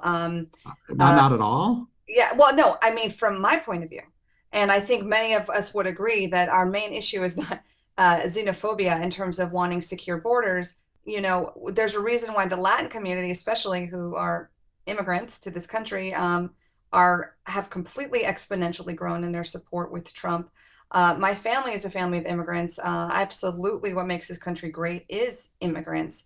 But when you have so many gotaways, when you have, the first day of office, Biden lifted all of the Trump border bans and didn't let him finish the wall and got rid of his Remain in Mexico policies. So this is not just putting a band-aid on it right before election. This has been a problem from day one, and we're left having to deal with it. And I think it's a very distracting to make this about the cats and dogs issue when this is a real issue affecting all Americans, especially with the fentanyl crisis and child sex trafficking. And I think more light should be shined on that. A lot of people, I've been hearing the argument that Republicans didn't vote on the bill that was up in front of Congress, and that's been the criticism that they've received. But there's no sense in voting for a bill if the bill doesn't have any teeth in it. Oh, I it don't, has teeth. I don't, A lot of it went to aid to Ukraine. It was just another excuse to have a huge. yeah, I don't see any reasons why Republicans would have voted on that bill. Um, All the border groups were supporting it. I mean, it was Republican led. yeah, I just feel like I feel like Trump will be the person to I think when he's the president, we'll get an actual border bill that's better. I Well, can't really, I won't even go into more details on that. I can't really make a solid argument for that because I can't quote for Well, you what exactly is in the yeah. bill. But I will say this, we definitely need to take care of the border. There was a lot made about the dogs and cats over the last few days. Ironically, I just happened to be online a few weeks ago when I was watching a video of a man, I don't know if he was Haitian or not, cooking a cat on the sidewalk while a white woman in a residential neighborhood was walking down the street screaming at the person, right? I didn't realize that this was an issue that was I thought it was just a random issue, a random thing that happened at that point in time. I wasn't looking at it like, oh wow, this is happening in a certain part of the country. So when Trump said that, I hearkened back to that video. He said it because he saw firsthand accounts, but we don't have to focus on that. No, he That didn't. brought the issue Okay. to the front. I want to get off the yeah. Haitian. I want to get off the Haitian cat eating because I'm not so sure I buy into that whole bullshit. But and I've been to Haiti. I've actually been there. I can tell you what it's like. Okay. We have 320,000 missing children that came across the border. 325. So Sorry, and my that number. comes That's from so you can believe the New York Post or not, but that's the source of where I just got it from. Okay. The border was secure under Trump. What is the predictor of future performance? Past performance. He locked it down without Congress. He got it all done, and we had the least amount of people coming in illegally into the country. And the fentanyl crisis, although was probably still bad, unreported, is not nearly what it is today. Okay? Now, Biden should have, without the help of Congress, shut down the border just like Trump. Why didn't he do that? Because I believe you want to let all the illegal immigrants in. Okay? The purpose is for voting. Yeah. Can we go ahead and deport 13 to 20 million people? How the hell are you going to do that? That seems to be something, I don't know how you would begin to do it. Yeah, we're going to get to that. That's a huge concern of all of ours. We were saying this from the beginning, because once you have so many people here and they do need jobs and they do need residents, the next step is, well, they might as well vote. They're paying taxes now. And, I heard the statistic this morning that Trump lost the swing state of Arizona by 11,000 votes. And since the Biden and Harris administration has taken over, there have been 65,000 naturalized citizens in Arizona alone. That is very concerning. Not concerned. You're not concerned? No, but if they're citizens, they're allowed to vote. Yeah. I mean, were they allowed to be citizens? Did they pass everything? Did they do everything right? If they did everything right, hallelujah. My wife is an immigrant. How can they do everything right when they're just given everything? There's not. Okay. It's the illegal immigrants that is the problem. The fact that I was just watching a video today about what's happening in Chicago. So we have Venezuelan gangs in Chicago, and now there's there's a conflict between the black gangs of Chicago and the Venezuelan gangs in Chicago, and they're a different breed, the ones that are coming from Venezuela. And I don't know, it's just chaos. And then on top of that, all of these illegals that are coming in, they're giving them all the financial aid. They're giving them thousands of dollars. They're living for To buy free. a home, to Yeah. start a business. It's ridiculous. It's going to tax the middle class and the hardworking taxpayers and the veterans, and it just doesn't seem fair. I'm all about asylum seeking, but I think it's a fraction of who's actually into this country. We already know there's terrorist cells of Hamas and Hezbollah and Al Qaeda, and Just look at the United Nations protest last night. yeah, the thing too, David, I didn't know if you missed it, but when Biden had the debate with Trump, and Biden said, the border guys love us, that was the first thing that was immediately fact-checked by the Border Patrol. They do not endorse Biden. They absolutely endorse Trump, and that's because they have no support. They see the chaos, and there is so much. Right. They also wanted the bill to get through Congress. Yeah, but that was a Band-Aid, but that doesn't mean that was, All but we're David, going to get don't is you agree Band-Aids. that during election All year, of Trump's things it were was Band-Aids. no, They're no, all Band-Aids. but no, that's not true. That's not true. Trump had very secure borders. He had actual They were remaining Band-Aids because we policies. don't have a policy that's congressionally No, approved. Trump had policies, and we saw the difference between his Executive actions Yes. are Band-Aids. No, but you can't argue with the numbers. You can't argue with the numbers with how many people have gotten over that we know of, not even including gotaways, compared to under the Trump administration.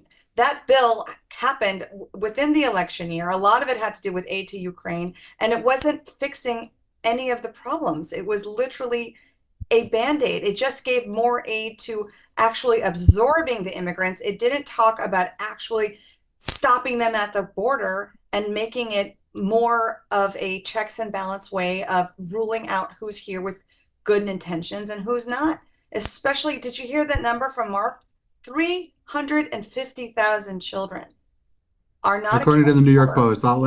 I'll read into that a little deeper before I take it as a fact. Okay, well, but I wish you knew about that more. I wish you knew more about the fentanyl crisis and not I know. focus The on the fentanyl xenophobia, crisis, no, it's gone up exponentially. It's been on the Okay. same arc over the 8 years that it's going on. It actually decreased a little bit in the last 6 months, but it's been on the same slope over the last 8 years, the fentanyl.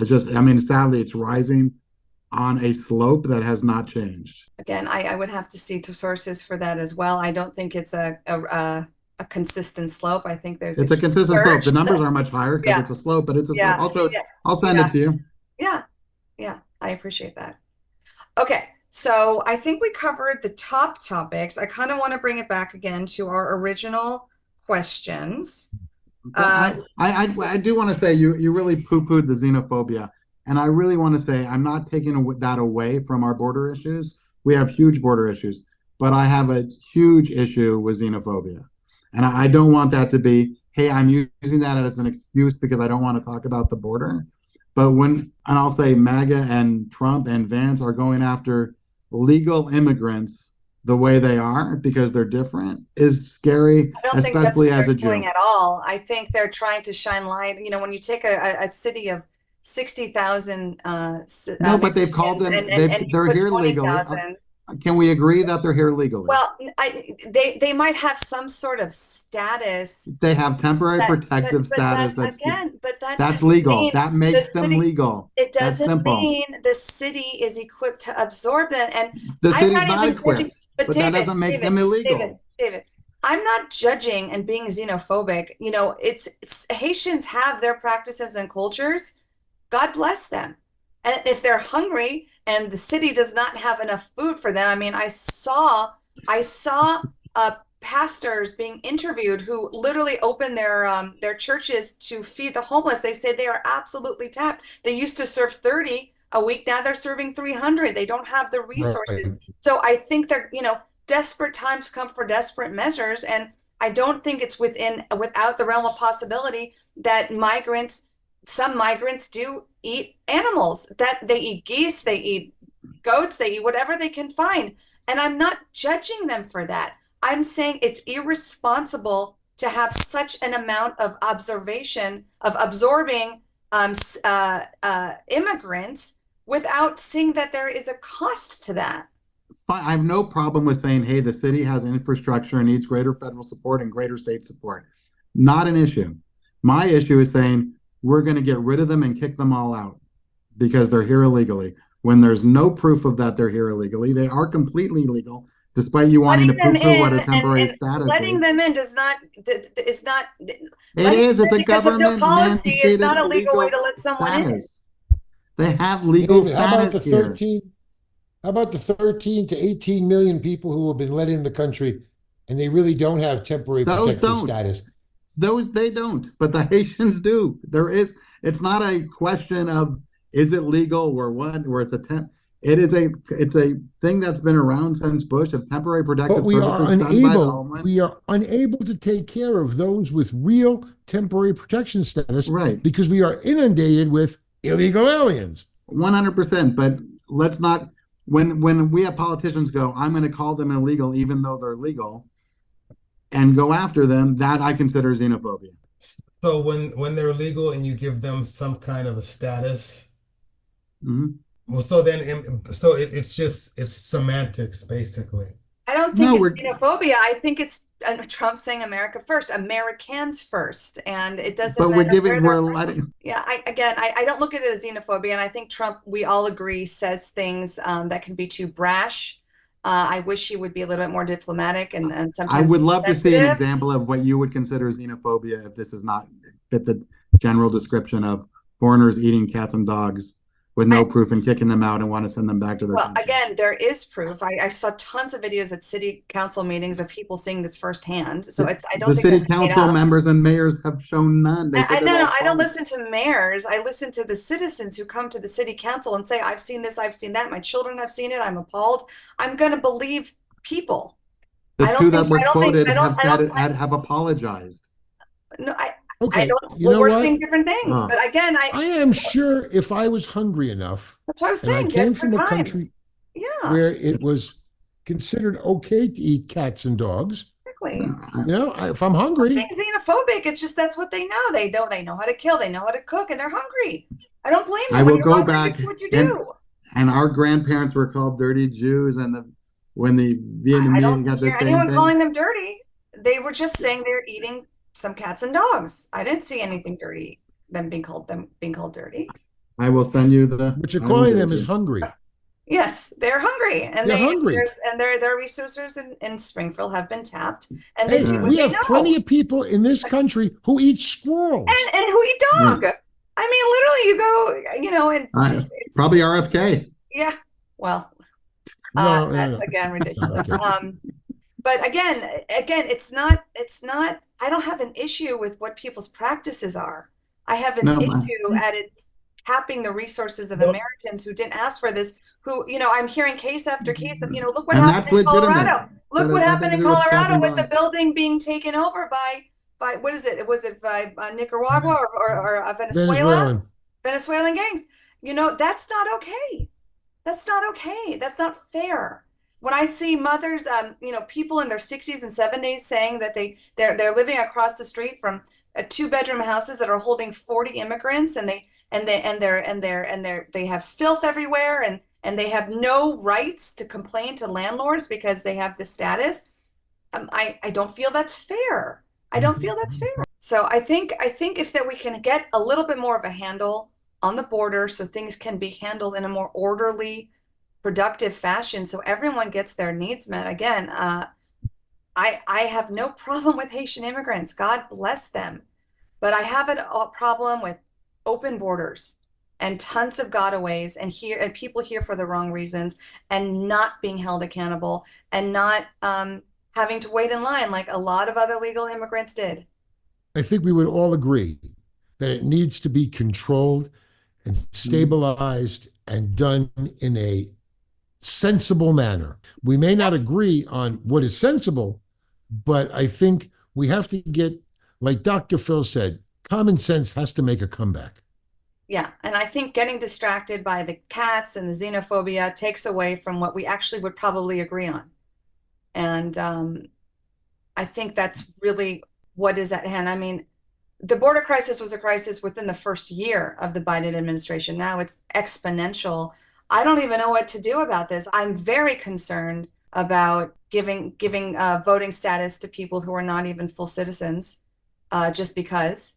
I think that really is a threat to democracy. That's a concern how that's going to affect the next election. And in my opinion, I believe that that's part of the reason why this is happening. They want to be able to flip the vote with all of these illegals. The blacks used to be the golden goose of Democrat Party, and they figured out that they need more than just the black vote. So they're bringing in all these other voters and turning them into citizens and hoping that, well, of course, most of them are going to become Democrats. Ironically, a lot of these people are coming from very conservative places. And so if they stick to their morals, then they will eventually figure out that, yeah, I'd rather be a Republican. I see that happening with some of the Hispanic vote. However, yeah, I think the real goal is they want to flip this election. Yep. This election, they're not allowed to vote. They're Of course already not. making cases in counties to do that, though. But they're not allowed in a federal. They're not allowed to vote for federal. There's some things that they could vote for local issues, but not for federal. How do you check someone's citizenship on the day of They election? check. They do. They post and they check. And so that's another thing too. The elections in California are you could literally, I mean, it's so easy for anyone in any country to come to California and vote. There's no ID at all. I'm standing in line. Mail-in ballots. There's Yeah, people Which you are fine. Mail-in ballots are not an you don't issue. have to have an ID. You don't have to have an ID. Like I could literally sit in another country. I could be in Zimbabwe, and if I could get an address in California and a computer, I can go online and I could fill something out so that they mail a ballot to a That's certain right. address. David, And if there's the no way of person at that checking. address, There's ways to check. No, I'm not I an mean, elected in official, what but I way? guarantee you You they can check. get a license. can You I can say get- what I was going to say? If the person at that address doesn't send something back saying this person doesn't live here, they will go on a voter log, and someone could show up and they could vote. It's really simple. Mhm. And because we have no ID, I mean, it's incredibly easy to do this. I mean, regarding the voting issue, David, wouldn't you agree that it's just better that we all feel that there's election integrity, that there should just be same day voting, the No, day should be a holiday, and we should have voter ID? no, I don't. What about voter? Because- what about I don't even want to say voter ID, because when you say voter ID, people think that's some type of special identification. Voter ID is simply a driver's license. Should people have to show identification to vote? Yes. You don't agree to that? I do agree there's some issues with it as far as disenfranchising. I mean, I think I laugh because if you take a look at, I think Mark will know this. I forget if it's Nevada or Arizona, where they're allowing 90,000 people without IDs to vote because they think they're Republicans without IDs now because they No, weren't I don't. automatically. I like What? it, but no. The Oh, only no, it's the because only- there was a mistake with the DMV that they didn't check their IDs when they gave it to them. So they're going to allow them to vote because they didn't do it properly. And so they're No, not I going didn't to hear that. I don't know what you're talking about. I've never heard of it. just take a look. It's The only people that are disenfranchised by an ID would be somebody that maybe in Appalachia, or somebody that lives so far off in the country that it's difficult to get to a DMV. Other than that, I don't know who would be disenfranchised by not having an identification, because every single Black person I know, no matter where they are, has an ID. Yeah. And I say that because that's usually the argument that, oh, well, they want to pin this on Black people. Black people are going to be disenfranchised because they don't. It's the soft have it. bigotry of low expectations. Yeah, it's I mean, I will say we are lucky. I mean, we're in California. I'm up in Washington. Our voting has always been easy.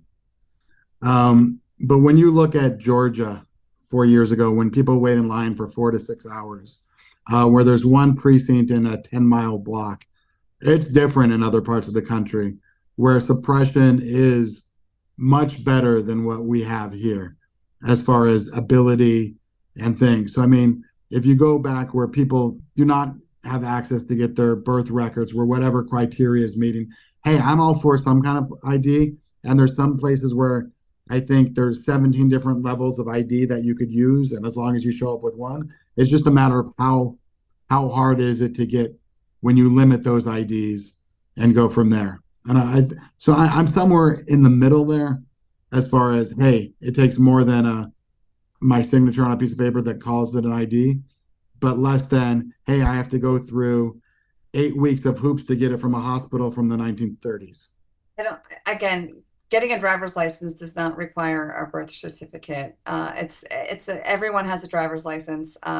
That's not true. That's not true at all. Okay, but that's not the reason to allow no IDs for the entire country. No, but that's what I'm saying. There's multiple levels of But what I IDs. will say, I don't like hearing that there's only one precinct in districts. I think it should be absolutely easy to vote. Right. So And hey, I'm in Washington. Mail-in voting is all we do here, and it works fantastic. Well, again, I think that we had absentee ballots, but I think since COVID, I'm not comfortable with early ballot voting and mail-in ballot voting, just because, like Joel said, people can legally ballot harvest and take people's ballots, and people They have can't legally do that. Well, but That's- they do, and It doesn't make it legal. Okay, well, again, it's happening, and we see people It's, voting you think more it's than once, happening. and You people believe it's happening, but there's been no cases or anything shown that Well, it has any effect. Okay, so that's don't a think that whole any- other can of worms that we don't have to go into, Right. because it's not going to By the change way, just to anything. go back, it was in Margaret, Yeah. it was in Arizona, not Nevada. Okay. In Maricopa Which is County, of now course. having 65,000 naturalized citizens in the last 3 years who will likely vote Democrat. I just don't think this is the American way to open borders to ensure elections. And I'm I think it's a surprised in mess. this day and age, Yeah. with the technology that we have, why can't we vote online?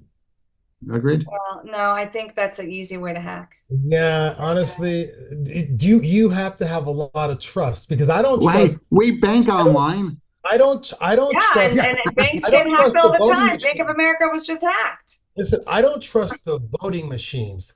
So if I don't trust the voting machines, I feel like online is going to be the easiest way to hack. When we were having the hanging chads, that we should go back to that. We should was go back to far that. more efficient than what we have today. Yes.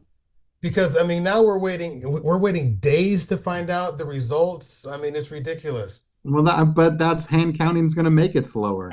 I But guarantee you, here's But my it's more prediction right efficient now. then. Here is my prediction. Yeah. Georgia will not pick a president. There's no way they will figure out the vote in Georgia this election. Well, it doesn't matter. They're still going to have to call it like they did last They time. will not call it. They are not going to figure it out. They will not call it. How can they- they legally do that? How can they? Because it's going to go through battles. It's going to be battled. It's going to be such a mess because they've changed all the laws. It's now by hand only. There's going to be issues. There's so many changes of the collection that I figure Georgia will never be able to solve who won this thing. I think they're on the right track. I really think they're on. But you're not going to get an answer that night, which is what you want. It's going to go through weeks. Yeah. Here's what I think. I think no matter who wins the election, the other side was going to say there was cheating. Yeah, without a doubt. So that brings me to my next question. It's November 3rd. We're 6. Oh, is it the 6th? I Okay. mean the 6th. Are you voting on a different day? I wish it was a 3 national days before holiday. the election. Yes. So it's November 6th. Okay. What happens after November 6th if your guy loses, if your candidate loses? Where do you see the country going in the next 6 months? I will say, if Kamala loses, she would concede. I think if Trump loses, we're going to be in legal battles and claim it was rigged, because he's already claimed it's rigged if he loses, because he cannot emotionally accept that he could lose a race. So we will be in a hellish battle if Trump loses in the courts and legals and fake electoral. We'll go through a game of corruption if he loses, Okay. as we did before. Okay. Mark, Joel. I think that I will go online and I'll watch all the videos, people posting videos of news broadcasts where they show the election results, and they refresh the screen, and Trump has 10,000 votes less than he had, a second ago, you know, because that's what I remember from the last time. Tons, I wouldn't say tons of videos, but there were videos like this that were online. I can imagine there's going to be, if we had January 6th the last time, I can't say that we're going to have the same thing again, but there will be a huge uproar. I think people will feel like the election is stolen, and yeah, And, we're and going to have a divided country again. I will say we already know, based on every last 4 elections, that the Democrats are going to win the popular vote easily. And it's going to be an electoral college issue. And so you're going to have the will of the people who will lose, like they tend to lose based on the electoral. So I think you'll have an unhappy group. I mean, the country is already divided. So the election results are just going to amplify all of the mistrust, all of the frustrations, all of the fears that we have been digesting for. But I disagree. I think that's one-sided. Like I said, if Kamala loses, I guarantee there'll be feelings of dissent, but there won't be the battle. They will. Oh, okay. So I disagree. I think she may concede, but I think just like we saw with the BLM riots, there will be people taking to the streets and finding an excuse to riot, and using the excuse of we have Hitler in office and we have to save. I mean, David, they keep trying to assassinate him. It's like not done. Like It's not they. It's well, it's people with mental health issues. If we're gonna if you're gonna say the same thing with gun reports on every school, no, I agree. No, it's totally not agree them. with you. This guy has anybody who does this has mental health. Right. So Anybody who does mass shootings has mental health issues. So But I'm not going to They have say to be- they. they my have to be point both. is the rhetoric for years of Trump being a threat to democracy, and if he gets in office, it's the end of Both America. sides are using the It's the same end- rhetoric. No, but either way, I think you would agree though, there is something to be said about Trump derangement syndrome, where it's not about his policies, it's about them emotionally looking at him as the equivalent of Hitler. And so if someone is conditioned to that, and then like, I'm doing something good by taking him out, but anyway. Let me make one comment on Yeah. that. That is, both sides are saying the exact same thing. Mhm. If Kamala gets in office, we're a Marxist country and democracy is over as we know it. On the other side, they're saying if Trump gets in office, democracy is over, a dictator goes in. It's the same thing. I personally can be very critical of Trump, but I stand by his policy, not his personality. So But here's my November question 6th. on this, Daniela. Here's Yeah. my question, because I think I get, hey, I don't like his personality, I'm for his policies. And I get that. And there's some policies that I'm fine with that Trump did. However, I think his personality is so narcissistic and immature, for lack of a better word, that they drive policy. Because if he doesn't like you, he creates a policy to go against you. So his policy is driven Can you by give an example? vendettas. Can you give an example? Yes, Bezos and his contract for data storage. He didn't like Bezos, so he blocked that transaction. It went to court. I That don't would know be a much about policy. that, but again, I think, going back to what we were saying about credit cards, I think there might be more to the story. But I mean, again, politics are politics. You say Trump's a narcissist, fine, but Kamala doesn't seem the most competent. She cannot talk to the press. That's a different tangent. Stay has, on Trump. I'm talking has about been personality softballed. driving policy. Well, but one can Which- say that she can't stand on her own 2 feet, so she'll let everybody else. I'm drive talking the about your candidate, not mine. Okay, but I'm David? fine with my I don't see this. I don't agree with your. Which president, Yeah. with the exception of maybe Jimmy Carter, wasn't narcissistic, megalomaniacal, Mhm. and wanting the power? Name me one, with the exception No. of maybe Jimmy Carter. No, you have to take the job, without a doubt.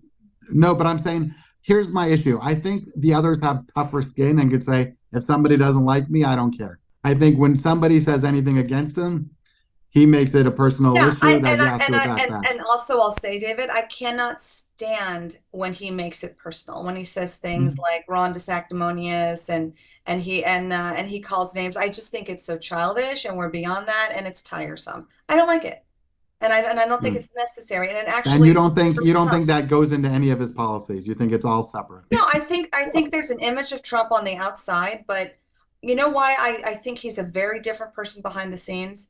Because he got things done that no one could. He was able to land in North Korea.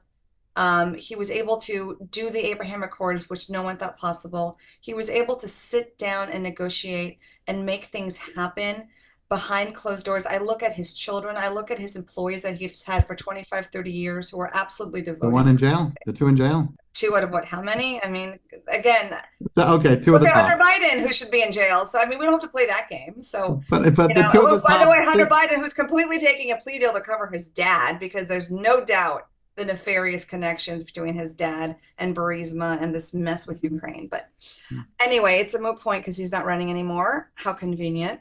But again, going just back to I do have concerns. I'm a positive person, but I do have concerns that however the outcome is, and the pressure of World War III and what's happening in the Middle East, I'm concerned.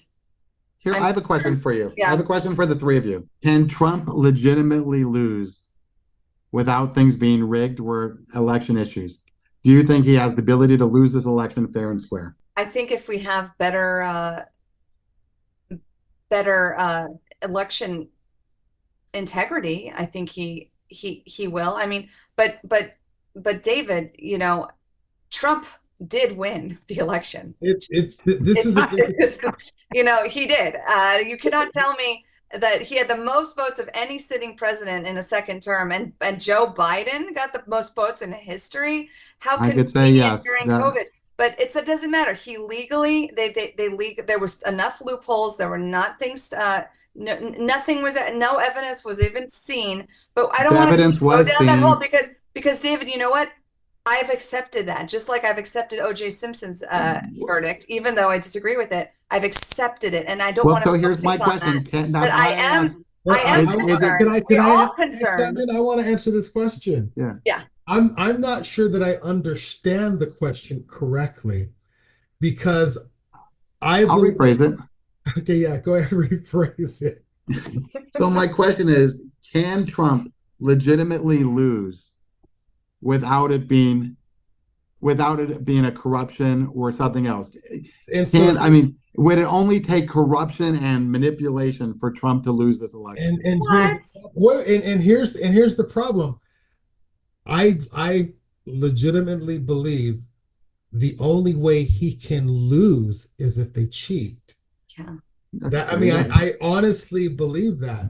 And I'm saying that after 2020 traveling across the country. And, you know, and listen, you can't go to every city.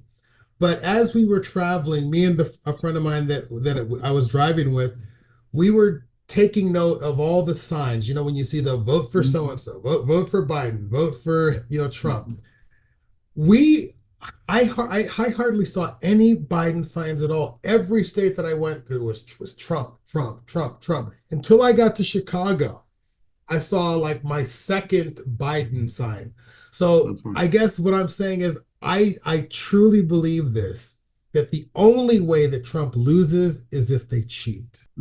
I will say humorously, I just drove across the I-80 from Washington to David, Indiana. Go ahead, David. Yeah. What did you see? Oh, and I will say I wasn't expecting to see any Harris signs, and I was shocked when I did.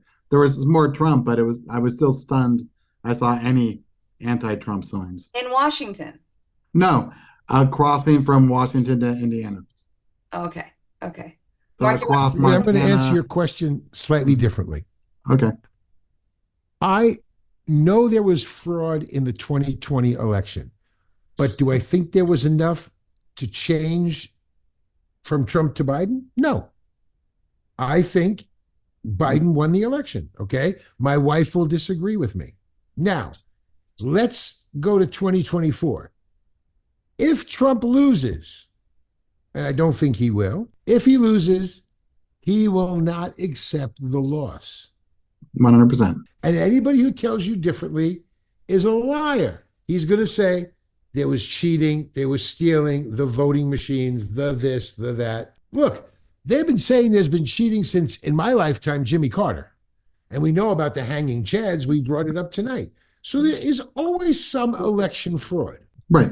Elections aren't supposed to be close. Yeah, but David, when there's things like, listen, it's the swing states that we all have to pay attention to. And even things like with RFK, when they fought tooth and nail to even let him get on the ballots. And then when he said, I'm pulling out, and they're not even letting him get off. Well, he has to hit the right deadlines.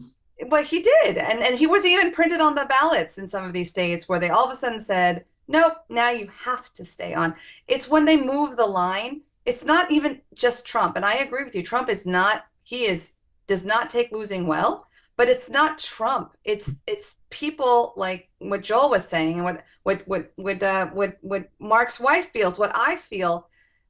There was election interference. So this is not just a Trump ego thing.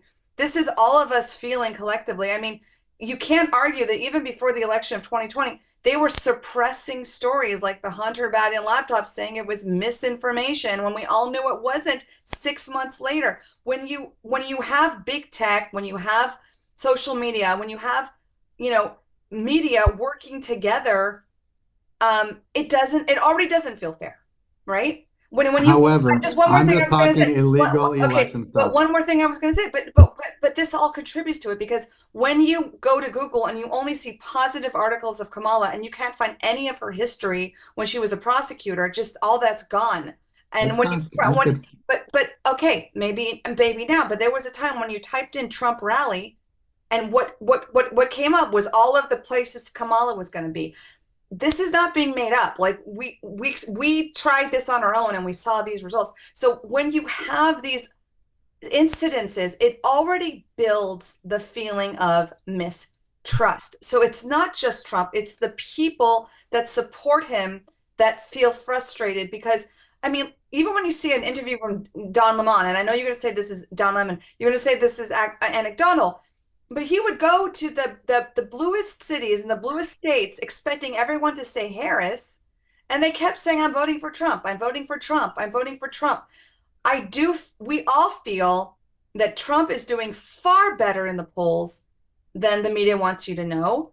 And that's why it is going to be a mess. That's why I do think it's going to be a mess. Either way, I think it's going to be a mess if he wins for the Democrats. I think there will absolutely be rioting. And I think it's going to be a mess if Trump loses. Everyone on his team will be like, there's cheating. So this is where we're at. And again, going back to the beginning, when Mark was saying, I think there is some design to this, because we are a much stronger country when we can come together on what we have in common. And the powers that be don't want us to have these kinds of conversations. You have to look to podcasts today where you have thinking people who are not caricatures of their party, but can actually have sit-down conversations like we're doing and really hear each other without gotcha moments, without trying to paint the other party as, as a stereotype. Why aren't we seeing that in mainstream media shows? Why aren't we seeing that on a regular basis on the Today Show, on The View? And I think it's by design. And I hope these conversations continue to amplify, because we are Americans. As I say, as a therapist, when I have a couple, and they're arguing and arguing and arguing, and I'll turn to one of them and I would say, do you want to be right or do you want to be married? And I feel like that's the same in our country now. It's not a matter of I'd rather be right and you wrong and we all lose. We have to pull back the lens and realize that we are all being hurt in some way by these narratives. And so here's what I think would be interesting. Yeah. And I don't have the talent to do it, but it wouldn't take much. But I would love to see a picture of America by state. Instead of all the states being shown as red and blue, show me the mixture of red and blue with what the actual population is. Because I think you'll see a much greater purple America than a reds and blue states. I agree. Well, I think that's true, because it's the independents that call the election. Right. No, I mean, it's whoever shows up to vote. I mean, you actually take out 30% of the states, but I think you would see a big relative shade of purple across America. I mean, because most states are 55-45. We're in that close. They're very close. Right, exactly. And you would see how homogenous things are opposed to a red world and a blue world. If they don't divide us, What are we going to argue about? They can't. It's easier to control when you we divide, look right? at the Divide and government, see conquer. how bad they truly are. They don't Yeah, divide. because you look at the government, you say, geez, these people really suck.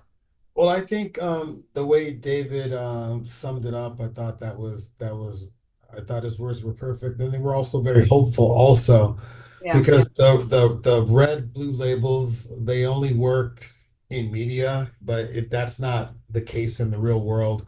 People actually have more in common with each other than they do differences. So yeah, I don't other than that, I don't really have much to add. I think David really summed it up in a very succinct and hopeful way.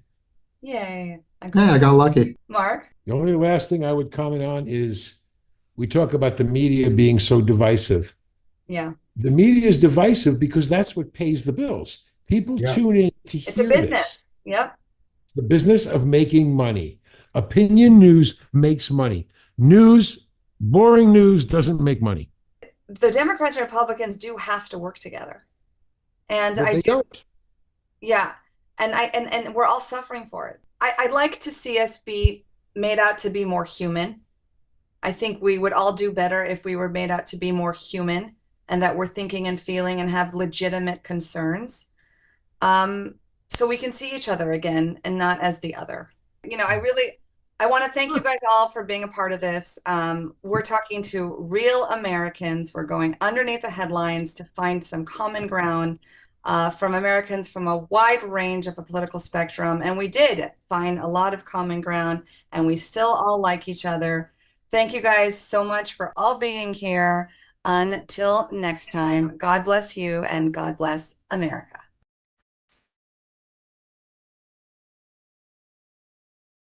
Thank you for listening to this episode of Let's Talk Uncensored. If you enjoyed it, please share it. Subscribe and leave a review to keep this podcast growing.